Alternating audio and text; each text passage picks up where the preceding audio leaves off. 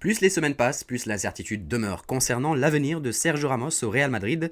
Libre en juin prochain, le défenseur espagnol serait même plus proche d'un départ à l'issue de la saison.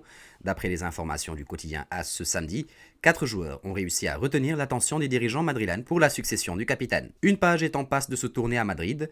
Au club depuis 2005, soit plus de 15 ans, Sergio Ramos pourrait quitter la Maison Blanche à la fin de la saison. Depuis des semaines déjà, la presse espagnole est unanime. Les discussions entre le défenseur espagnol et la direction merengue stagnent.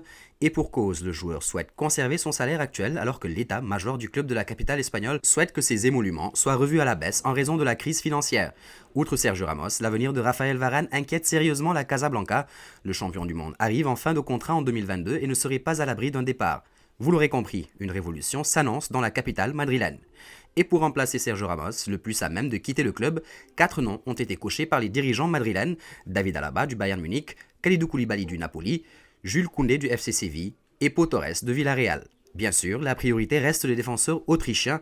Malgré ses folles exigences salariales, Alba possède l'avantage d'être libre et présente également un beau CV rare sur le marché à ce niveau.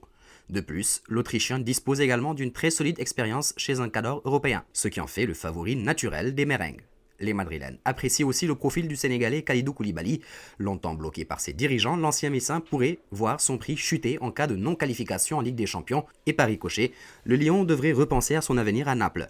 Ensuite, le Real Madrid garde également un œil sur la sensation du moment, Jules Koundé. A noter que sa clause libératoire est fixée à 90 millions d'euros. Enfin, Pau Torres, défenseur international espagnol de Villarreal, apparaît également dans la liste des cibles. Avec l'impact de la crise sanitaire liée à la Covid-19 et d'autres priorités sur ce mercato, le Real serait bien inspiré de bondir sur l'opportunité à la bas. Alors, place à la question, que pensez-vous des pistes du Real Madrid en défense centrale? Donnez-nous vos avis en commentaire.